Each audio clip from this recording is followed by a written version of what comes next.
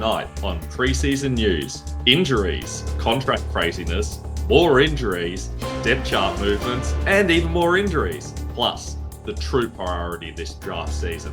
What does this mean for your fantasy football drafts? All this and more on the Fantasy First Down.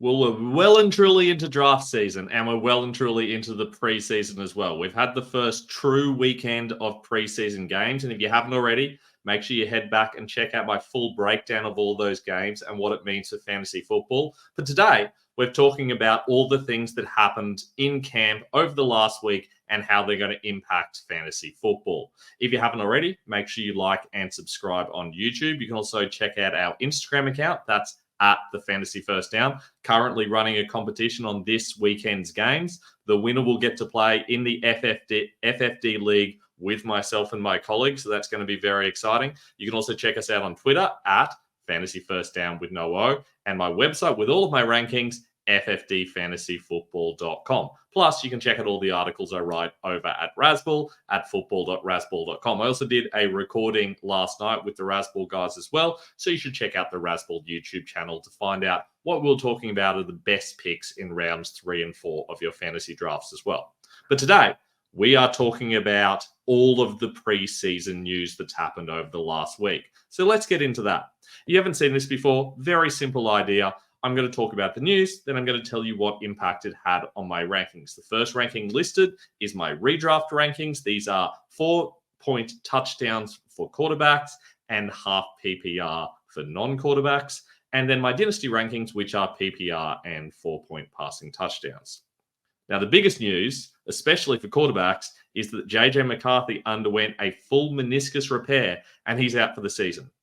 And realistically, that's terrible news for anybody who drafted JJ McCarthy. The only reason you would draft JJ McCarthy ahead of, say, Michael Penix or ahead of Drake May is not because he's the better quarterback, but because there was a reasonable expectation that he might start, if not at the start of this year, but certainly start some games this year. And that is definitively not going to happen now. That's bad news for a lot of people, but especially people who picked him up in their rookie drafts in Dynasty, and also people who picked him up in Superflex redraft leagues as well. Sam Darnold is highly likely to be the starting quarterback in Minnesota for the whole year. That's great news for Darnold, who has a lot to prove. Not the greatest news for Justin Jefferson and Jordan Addison, who's already having a terrible preseason.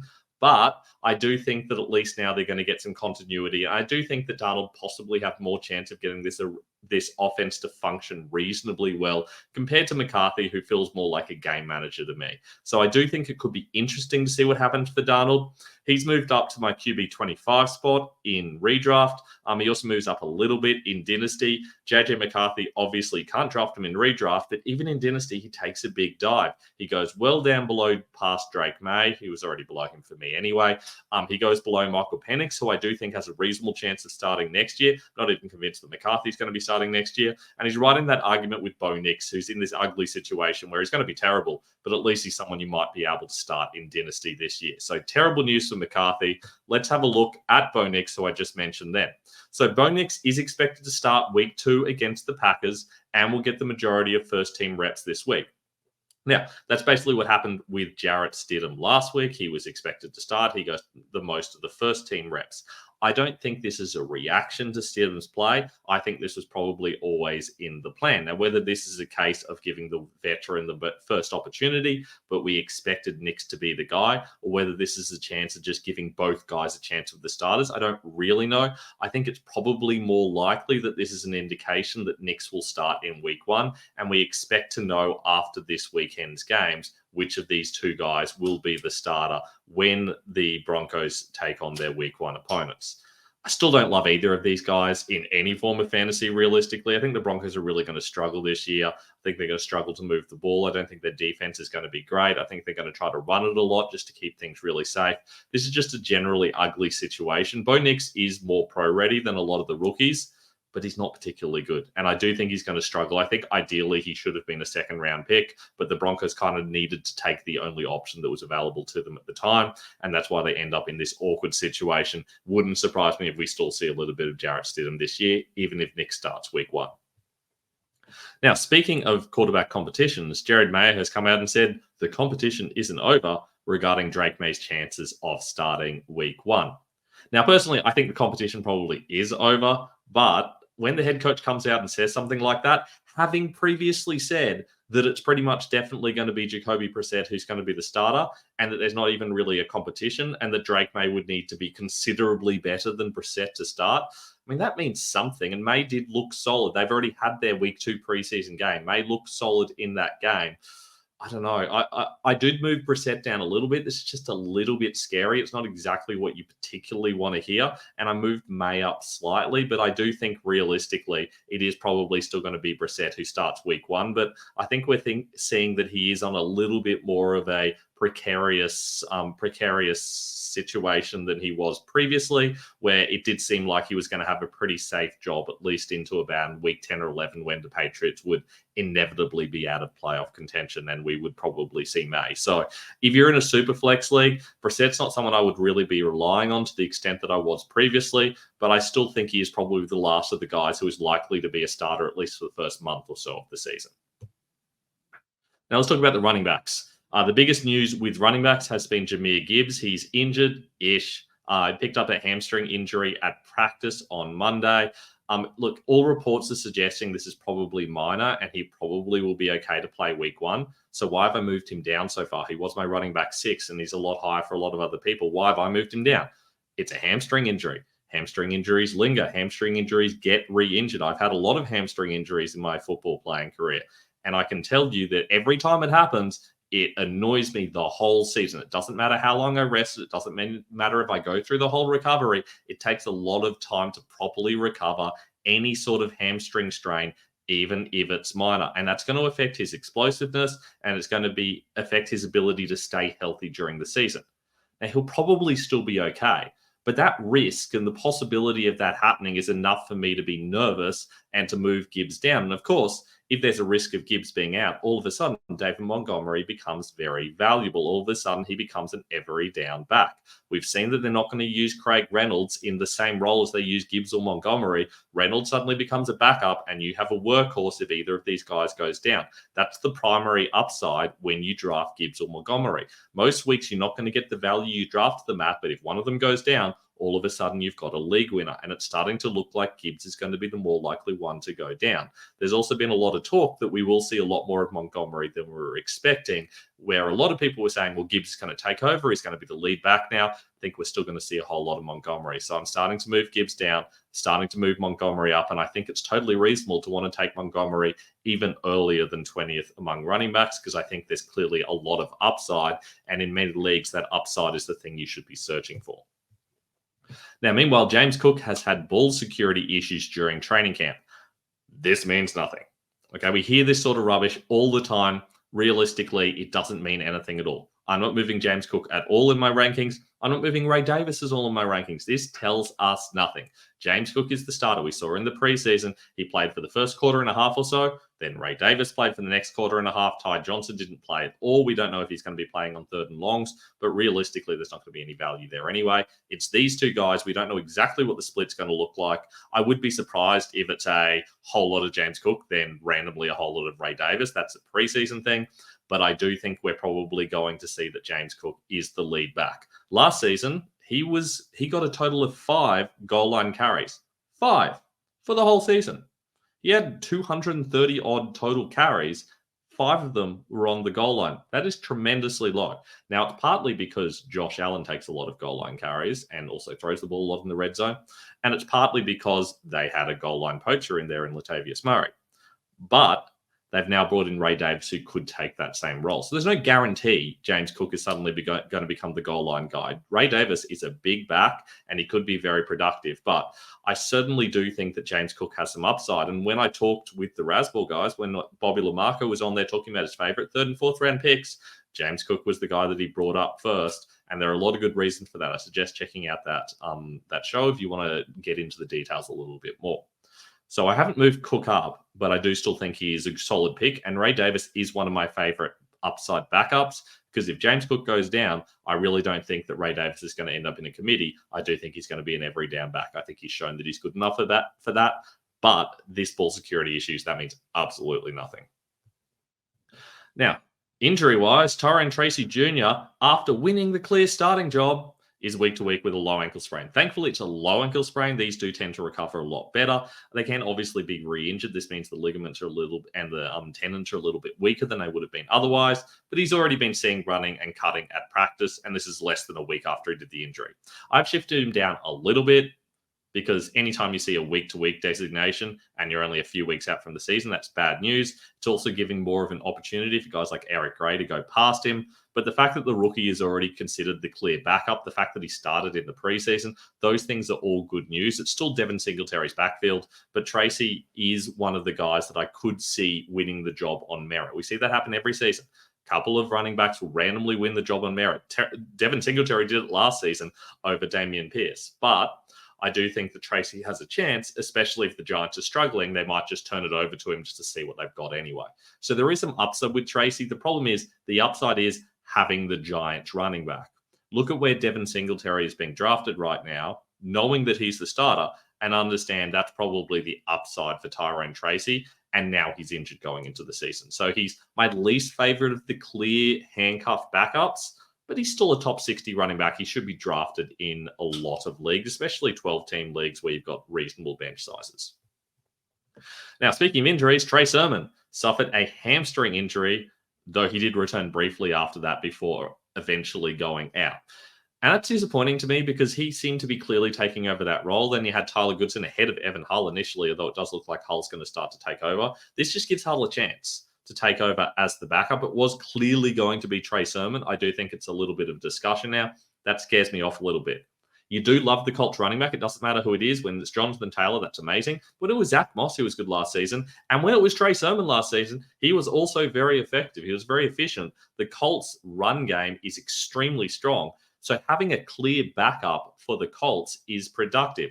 The problem is, as we said with Jahmyr Gibbs, hamstring injuries linger, and I am nervous about what this means for Sermon. So keep your ear to the ground on this. He went from being one of the higher value backups that you could get very cheaply to someone that you've got to be a little bit nervous about now. And speaking of backup running backs, Marshawn Lloyd's hamstring isn't serious and he should be okay. I still feel very nervous about any hamstring injury. I've talked about this several times already today. You've got to be worried about hamstrings. I'm not particularly worried about the fact that Marshall Lloyd was running behind A.J. Dillon. I think that was just a veteran situation. But I do think that possibly Lloyd is going to struggle to go past Dillon as quickly because of this injury. It's not going to give him as many opportunities to actually go past. So I've shifted him down slightly. He's still ahead of Dillon for me, but I do think that potentially if Josh Jacobs gets injured, and that's always possible with any running back, that it's no longer a Marshall Lloyd is the clear starter. It's more of a committee situation between Lloyd and Dillon. That's pretty ugly. So I'm not as high on Dillon, or not as high on Lloyd, I should say, as a handcuff. Not high on Dillon at all, of course. Let's talk about wide receivers and the Brandon Ayuk saga. Every time I do one of these shows, we talk about Brandon Ayuk, and there's something crazy. A couple of weeks ago, it was, is it going to be the Patriots or the Browns? Now it's, he's signing for the Steelers, or maybe he's staying with the 49ers, or maybe he's signing with the 49ers, or maybe the 49ers are desperate to make it happen, or maybe there's a deal in place with the Steelers, or maybe the 49ers suddenly want to keep him and they're just going to make it happen. It's absolutely ridiculous. It's been going on for weeks. Even this week, all of that talk about the Steelers, that was just within the last week and the 49ers re-signing him. It's just this ongoing saga that will not end, and I don't like it for Brandon Ayuk. Anytime there's a risk, you're going to the Steelers, it's a bad situation when you're previously with the 49ers.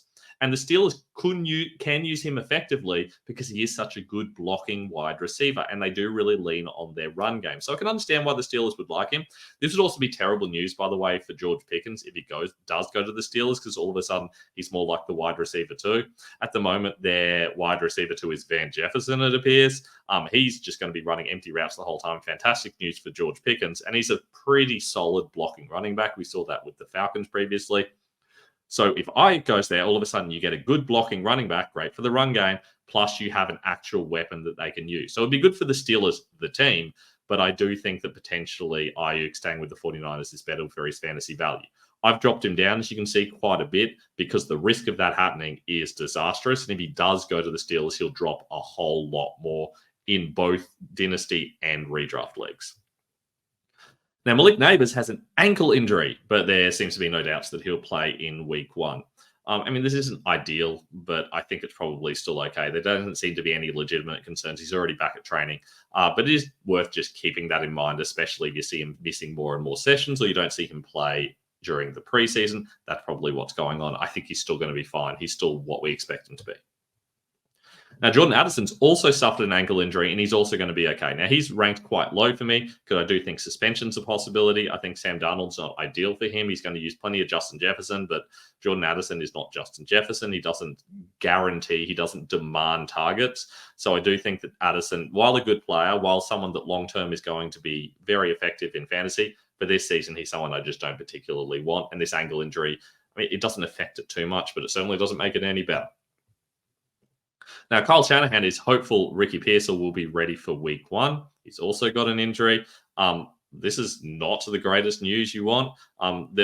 I was a little bit higher on Pearsall when we were talking about the possibility of Ayuk leaving. The fact that Ayuk might re-sign really hurts Pearsall's value because if Ayuk signs a longer contract, all of a sudden Pearsall's at best the wide receiver 3 long-term, and that was always the fear going into the season. I always expected that Ayuk would play for 1 more year and then move on, but it seems like he's either going to play for no more years with the 49ers or long-term, and that's the sort of scary situation you don't particularly want if you're the Pearsall owner. Now, to be fair, if he's someone you're just stashing on your bench, you didn't spend much on him, that's absolutely fine because there's at least upside here. But this injury is not ideal, and it's going to give Juwan Jennings and anyone else behind him a chance to get more involved, which is not what you want if you're a Pearsall owner. Plus, there's no guarantee he's going to be healthy once he does come back in and play as well. So Pearsall shifts down for me, mainly in Dynasty because of the Ayuk situation, but a little bit in redraft and Dynasty because of this situation as well. Now, Odell Beckham Jr. is not even running at practice at this stage, and they haven't even said what the injury is. I certainly couldn't find it anyway. Everywhere I see just says it's undisclosed, which is obviously the official designation, but I haven't even seen any discussion of what we think it is. So, look, this is terrible news for Beckham. It was already bad news anyway. He was already very low in Dynasty because he's old, relative to football players, not relative to me. And in redraft, I was pretty low on him anyway, because I do think that we're probably going to see some Braxton Berrios involved as well. Now we're going to see a whole lot more Berrios because I don't even think Beckham's going to be on the field to start the season. So if you've got Beckham in a redraft league, you can probably do better. Now, Justin Watson's been training in place of Marquise Brown. We thought it probably would be Sky Moore because Sky Moore played in place of him when Watson was out and Brown got injured. But I think it was because Watson was out that Watson obviously couldn't come in and play instead of Brown. So Brown's likely to be out 4 to 6 weeks with a shoulder injury. Watson comes in. We've seen previously he's not particularly useful in fantasy unless you're in a very, very, very deep league. The main news here is that Marquise Brown is out 4 to 6 weeks. And a lot of people were really loving Marquise Brown's chances this season. This is a shoulder injury, thankfully, so it's not going to really affect his explosiveness.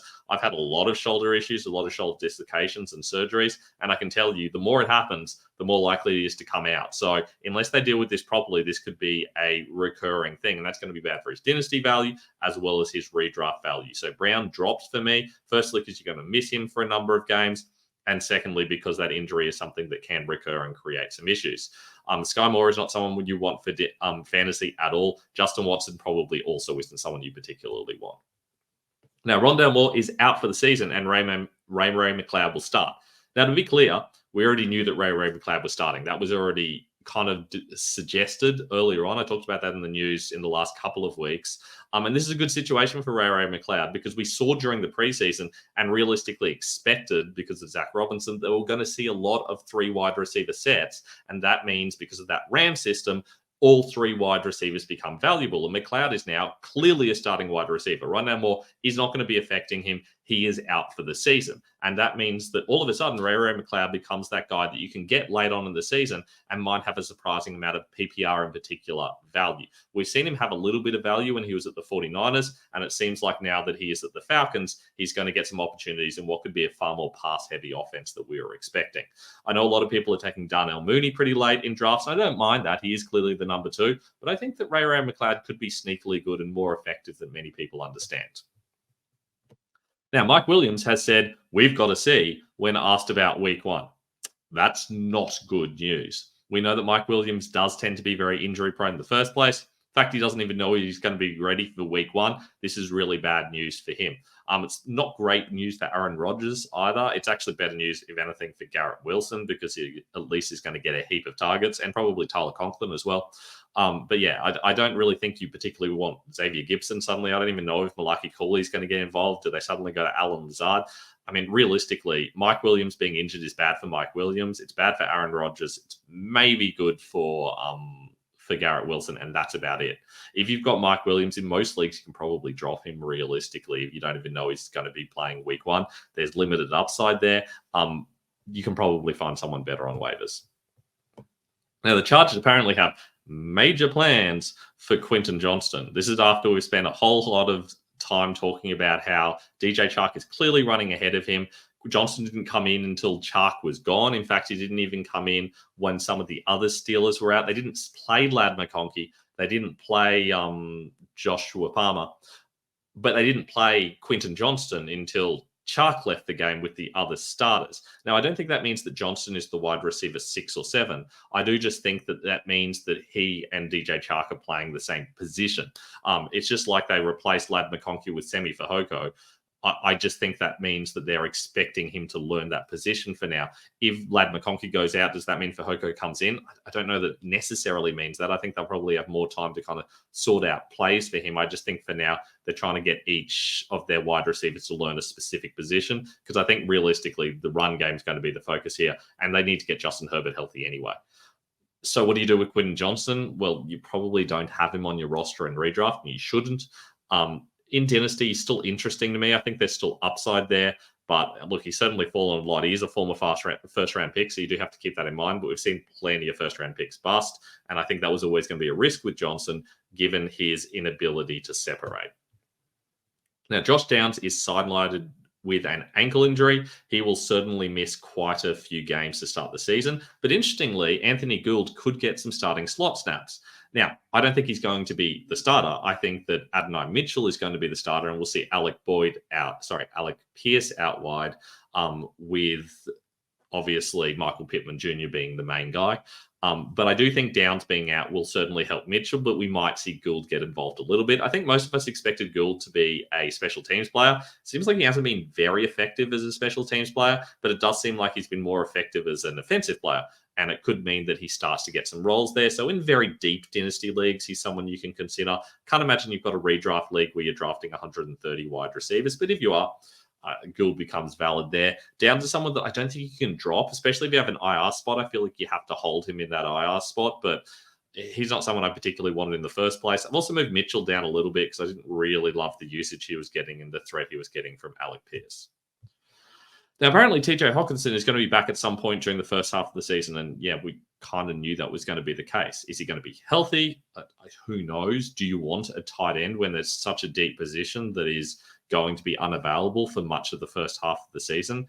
Probably not, especially when Sam Darnold is going to be the quarterback and you've still got Justin Jefferson and Jordan Addison there, and the run game with Aaron Jones is going to be effective, and Ty Chandler is going to get involved too.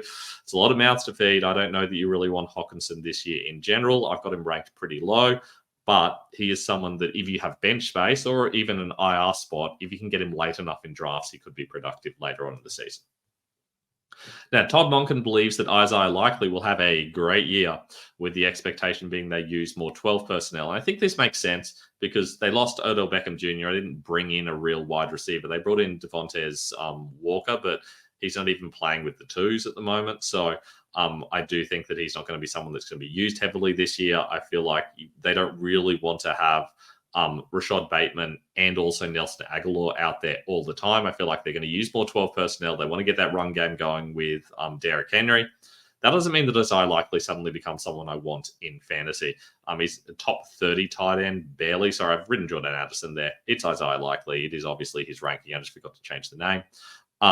Look, realistically, Likely is someone that I'm not interested in as a starter, but he obviously becomes quite valuable if Mark Andrews gets injured. So in a dynasty league, he's someone I'm okay with rostering, but it would have to be a deep-ish dynasty league. And in redraft, I just don't see the point. I mean, we don't generally draft the backups for tight ends unless they're as good as the starter, and I don't think Likely actually is as effective as Andrews is. Now, Evan McPherson has signed a 3-year, $16.5 million extension. I think it probably would have been more if he hadn't been quite poor last year.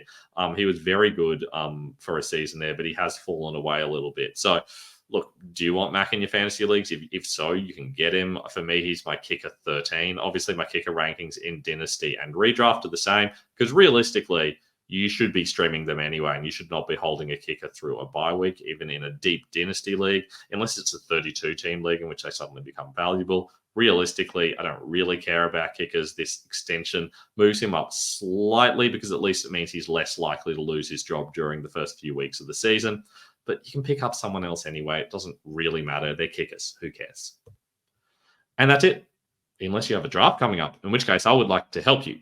I've been doing this for a while now. I've got really good feedback over it. Here's how it works. Basically, your league is different to everyone else's league. Potentially, you start 2 or 3 wide receivers. Maybe you have extra flex spots. Potentially, you have a deeper or shallower bench.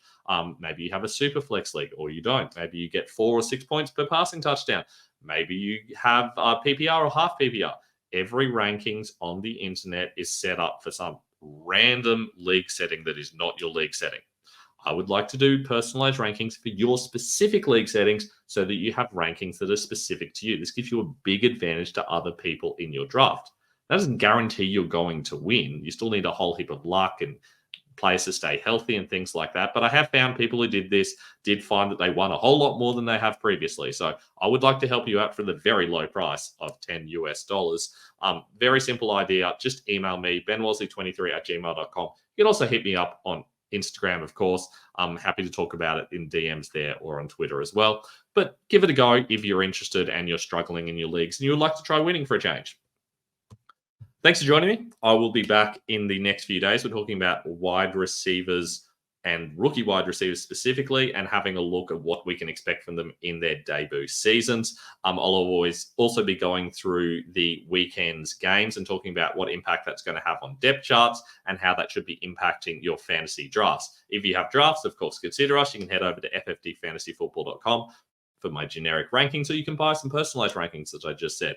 You can also hit me up on Instagram at the Fantasy First Down, on Twitter at Fantasy First Down with no O. My email address is benwasley23@gmail.com. And of course, you can check out my articles at football.rasball.com. I hope you'll like and subscribe on YouTube and you'll join us for the next episode. I will see you guys soon.